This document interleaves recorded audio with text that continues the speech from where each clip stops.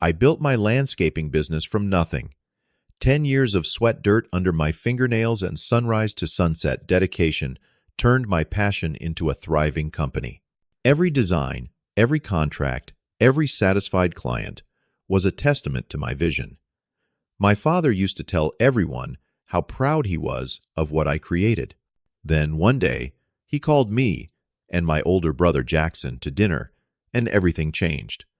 He decided my brother deserved what I built because he had a family to support. Before I tell you how my own father handed over my life's work to my brother and how I watched my creation crumble in his hands, let me know where you are watching from, and hit that like and subscribe button if you have ever had family. Betray your trust. Growing up in a middle-class neighborhood in Scottsdale, Arizona, I always had a thing for plants and outdoor spaces. While other kids played video games, I was redesigning our backyard, planting seeds, and sketching garden layouts. My father worked in construction, and my mother taught elementary school. They were hard-working people who taught me and my brother Jackson the value of honest work. Jackson was 5 years older and completely different from me. He was more interested in sales and quick money schemes than building something with his hands. I went to Arizona State University and studied horticulture with a minor in business management. College was where I really found my direction. My professors noticed my talent for landscape design and encouraged me to pursue it professionally. During summers and weekends, I worked for local landscaping companies, learning everything from irrigation systems to hardscape installation. I was the guy who volunteered for the toughest jobs, the ones in 110-degree heat that nobody else wanted. Every dollar I earned went into savings for what I knew would be my future company. After graduation, while my friends were taking corporate jobs with benefits and steady paychecks, I took a risk. I withdrew $12,000 from my savings and purchased a used truck, basic equipment, and liability insurance. Lucian Landscape Design was born in my parents' garage. Those first months were brutal.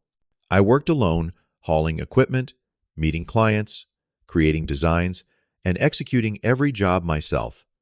Some days I questioned my sanity, especially when I was digging trenches in August or when potential clients chose established competitors over my one-man operation. My big break came when Mrs. Thornton, a retired interior designer, hired me to renovate her backyard. She was impressed with my attention to detail and recommended me to her friends in the Saguaro Hills Homeowners Association. That recommendation led to a contract maintaining the common areas of their 52-home community. With steady income, I hired 2 employees, Tyler and Marcus. Both were hard-working guys who shared my vision of quality over quantity. The business grew steadily over the next 5 years. We expanded beyond basic lawn maintenance to offer comprehensive landscape design services, water feature installation, outdoor lighting, and even custom outdoor kitchens. Our reputation for reliability and creativity spread throughout the greater Phoenix area.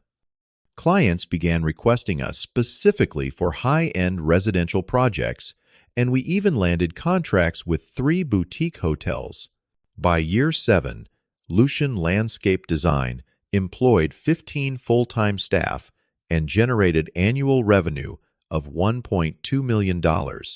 We had a fleet of 6 trucks, a showroom where clients could view material samples, and a nursery where we grew some of our own specialty plants.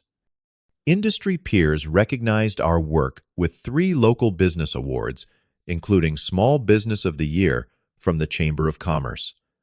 My father seemed genuinely proud during this period.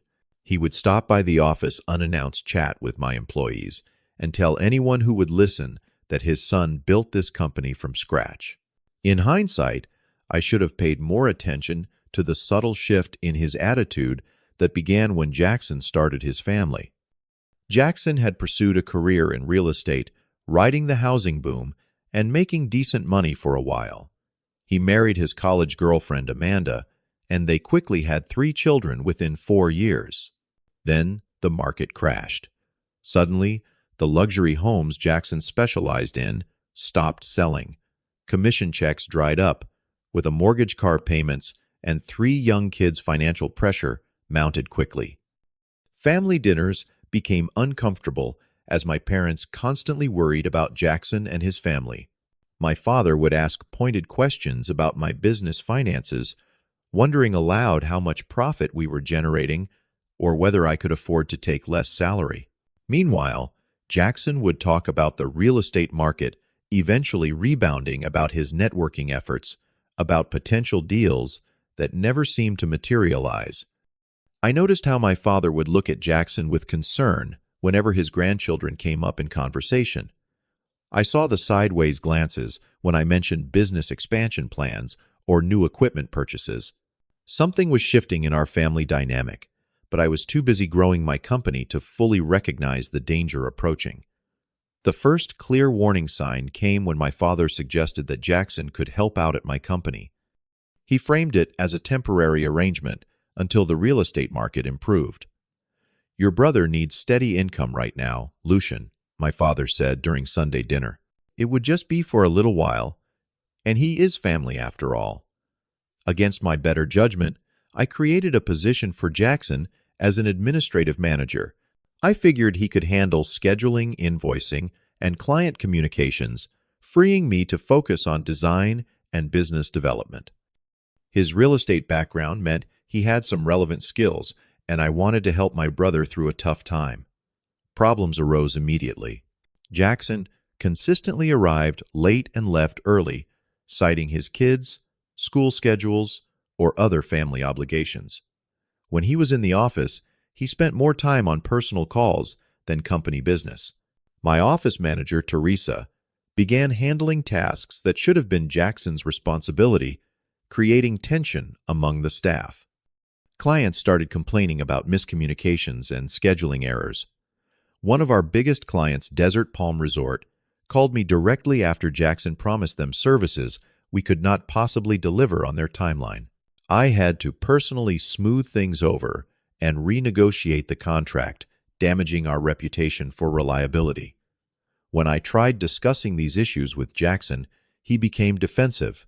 "You do not understand the pressure I am under," he said. "I have 3 kids depending on me. You can just focus on plants all day without worrying about anyone else." I brought my concerns to my father, hoping he would understand the business implications, but he minimized the problems. "Be patient with your brother," he advised. "Family sticks together during hard times. Your business is doing well enough to carry him for a while." This pattern continued for several months, with Jackson's performance deteriorating and my frustration growing. Then came the dinner that changed everything. My father called one evening in October, asking both Jackson and me to come to their house to discuss the future of the business. I assumed he wanted to address the ongoing issues with Jackson, so I prepared a compromise proposal. Jackson could transition to a part-time sales role that might better suit his skills while reducing his negative impact on daily operations. I arrived with a folder containing growth projections, expansion plans for a second location, and the modified role description for Jackson. My mother had prepared pot roast, my favorite, which should have been my second warning sign. After dinner, my father cleared his throat and looked at both of us seriously. "I have been thinking about the business and your futures," he began. "Lucian, you have done an amazing job building the company from nothing. You should be proud." I nodded, waiting for him to continue. "But I have been watching Jackson struggle these past years. He has 3 children to feed, a mortgage to pay, and frankly, his prospects in real estate are not improving. You, Lucian, are single with no dependents. You have already proven you can build a successful business once." My stomach nodded as I began to understand where this was heading. "I think the time has come to transition ownership of Lucian Landscape Design to Jackson. He needs this opportunity more than you do right now." The silence that followed felt eternal. Jackson looked down at his plate, a small smile playing at the corner of his mouth. "You cannot be serious," I finally managed to say. "I built this company. Every client relationship, every process, Every bit of our reputation is because of my work, and no one is denying that, my father replied. But Jackson has kids to feed. You can always start again. Your brother needs this now. What followed was the most heated argument I had ever had with my father. I reminded him of the countless times Jackson had failed at various ventures, his poor work ethic at my company, and his complete lack of knowledge about landscaping. My father remained unmoved and then delivered the final blow. I own 51% of the company Lucian. You insisted I be majority shareholder for the initial loan I gave you. Remember, legally, this is my decision to make. The truth hit me like physical pain. In the company's first year, my father had loaned me $20,000 to purchase better equipment. As collateral, I had given him majority ownership with the verbal agreement that it was a formality. I had completely forgotten this detail as the business grew, never imagining he would use it against me. This is not a request, my father concluded. Either accept Jackson as the new owner and help with the transition, or walk away entirely. The choice is yours. I left my parents' house in a fog of betrayal and disbelief. The following weeks were a nightmare of legal paperwork, staff meetings, explaining the transition, and forced training sessions with Jackson. He made hollow promises about honoring my vision for the company, but I could already see the gleam in his eyes as he calculated how to extract maximum profit with minimum effort. My longtime employees were shocked and confused. Teresa, who had been with me since year 2, threatened to quit immediately. I convinced her and others to stay, feeling responsible for their livelihoods despite my own pain. Several key clients called me directly concerned about how the change would affect their projects. I reassured them professionally, though inside I was shattered. Jackson wasted no time asserting control. Within the first month of transition, he fired 2 of my most loyal employees, claiming they were overcompensated for their skill level. He canceled our contracts with premium plant suppliers in favor of cheaper wholesale options that provided inferior products. He began accepting any contract offered, regardless of whether we had the capacity or expertise to fulfill it properly. The final straw came when Jackson removed me from all decision-making processes, relegating me to a design consultant role. When I objected to a particularly problematic project he had accepted, he suggested that perhaps it was time for a clean break. I walked out that afternoon and never returned to the company I had built. The first 3 months after leaving my company were the darkest period of my life. I moved temporarily to Flagstaff, needing physical distance from Phoenix and everything that reminded me of my former life. I rented a small cabin in the woods and spent days hiking alone, trying to process the magnitude of what had happened. Depression hit me hard. I would wake up without purpose. The drive that had propelled me since college suddenly extinguished. I ignored calls from friends and former employees. I declined invitations to family gatherings, unable to face my father or brother. My mother left concerned voicemails that I could barely bring myself to listen to. During this period, I received occasional updates about the business through industry contacts who remained loyal to me. The reports were exactly what I had feared. Quality was slipping. Projects were being completed late or with substandard materials. Online reviews, once consistently 5 stars, began trending downward. After 6 months of self-imposed exile, something shifted inside me. A former client called, not knowing about the ownership change, asking if I would consult on their new commercial property. The familiar excitement of planning a beautiful, functional space reignited a spark within me. I realized that while I had lost my company, I had not lost my skills, knowledge, or passion. I returned to Phoenix with a clear mind and the beginnings of a plan, not for revenge, but for renewal. I started small, offering personal consultation services to former clients who were dissatisfied with the new direction of Lucian landscape design. Word spread quickly that I was back and working independently. Through these consultations, I learned the full extent of Jackson's mismanagement. He had taken on projects far beyond the company's capacity, resulting in cutting corners that compromised quality and safety. He had neglected maintenance contracts in favor of new installations that brought bigger, immediate payouts. Most alarmingly, several clients mentioned being asked to pay in cash with discounts offered for undocumented transactions. I reconnected with former employees, many of whom had already left the company or were planning their exits. Tyler, my first hire, had started his own small lawn maintenance business and offered me partnership. Marcus was working for a competitor, but expressed interest in joining any new venture I might start. Teresa had already quit and was eager to work with me again.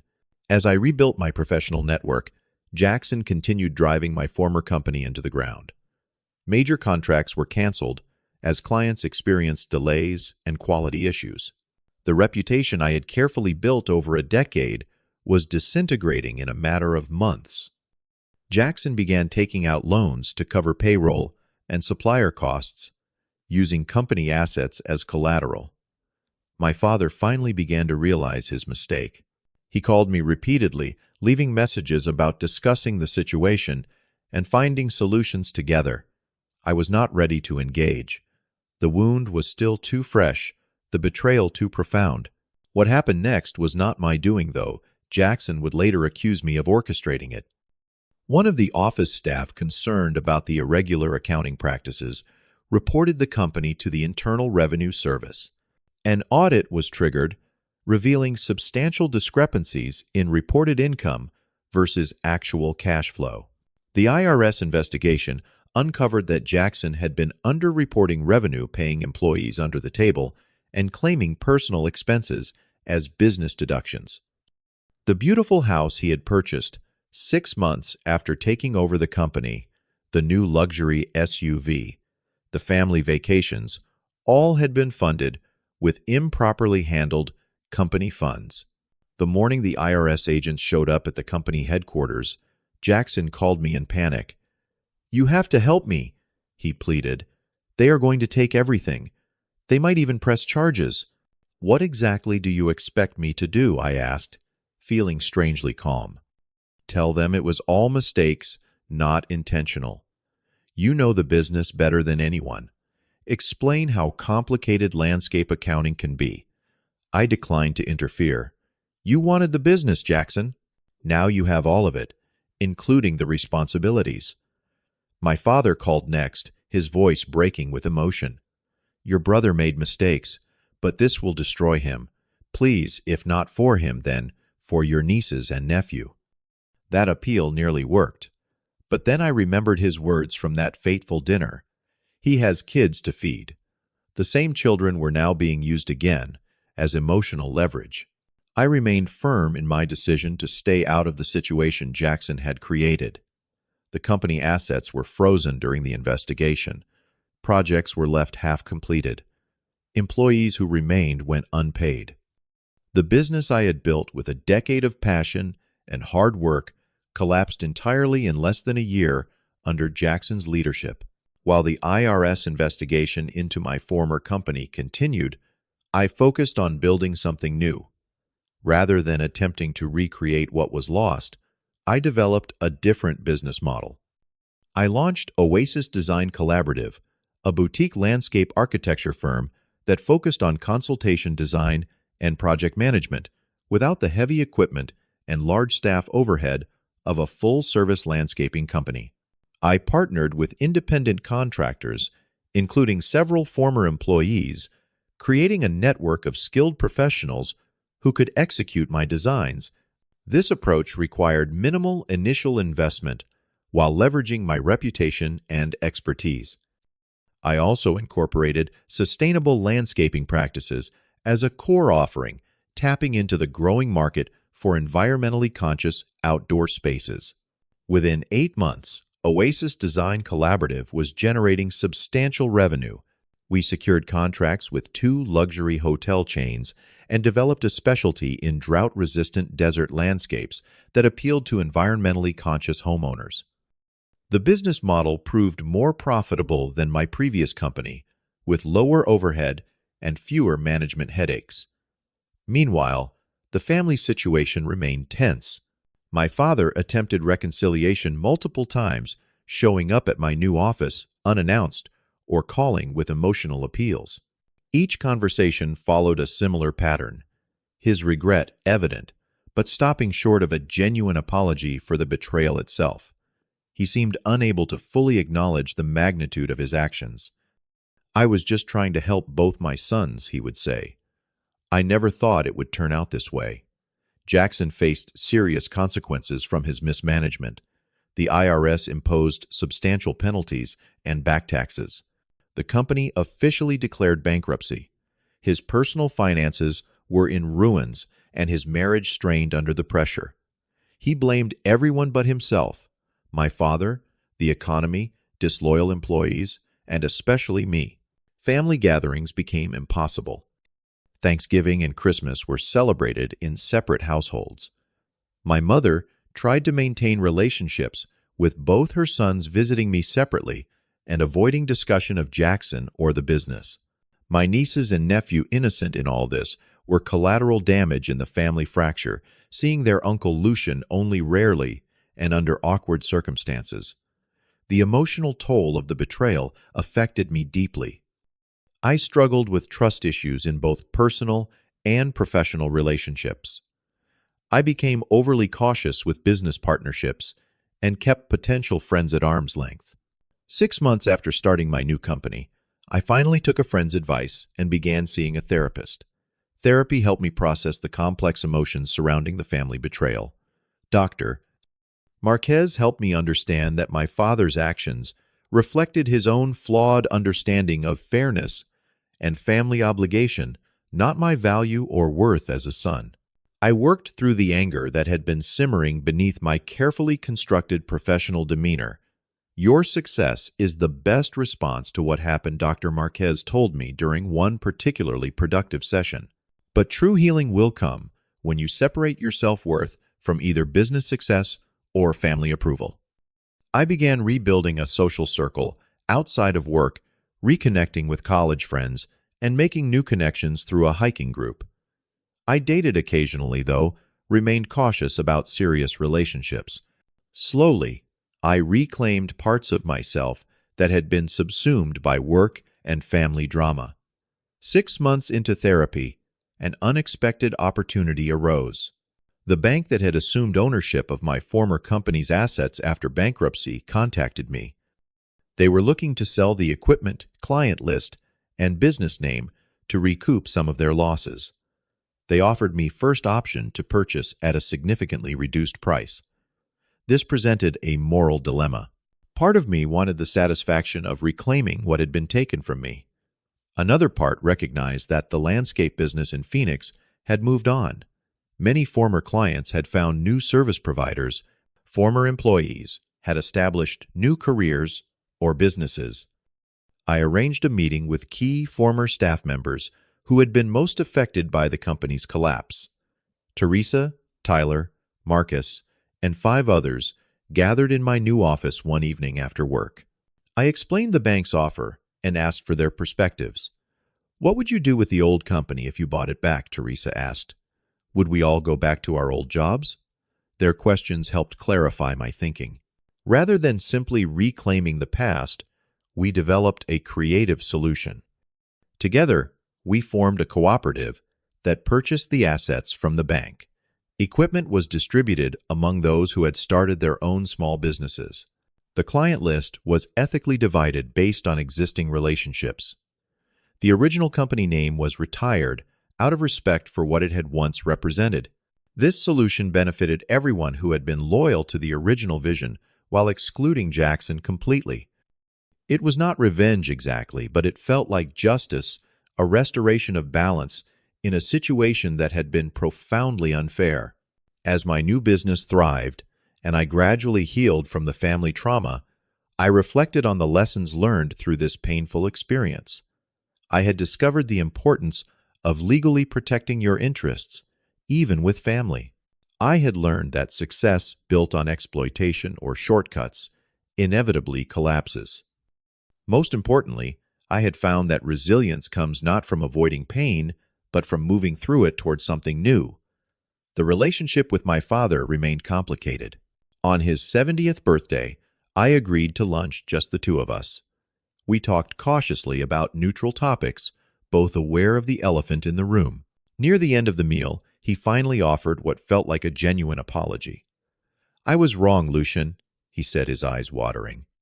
"I thought I was balancing the scales between my sons, but instead I destroyed something beautiful that you created. I do not expect forgiveness, but I want you to know I recognize my mistake."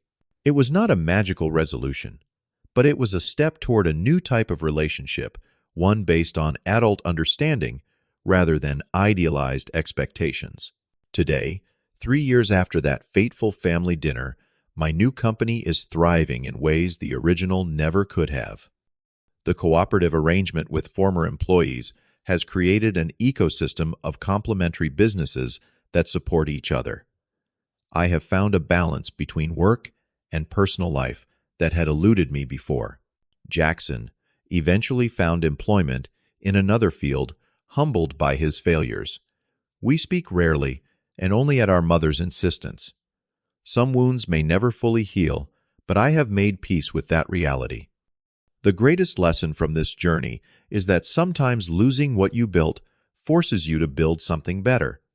The betrayal that once felt like an ending became unexpectedly a beginning.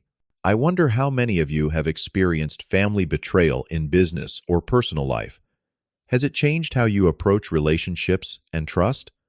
Leave your thoughts in the comments below. If you found value in my story, please like and subscribe to hear more real-life experiences. And if you know someone struggling with family business dynamics, share this video with them. Thank you for listening, and remember that sometimes our greatest setbacks lead to our most meaningful comebacks.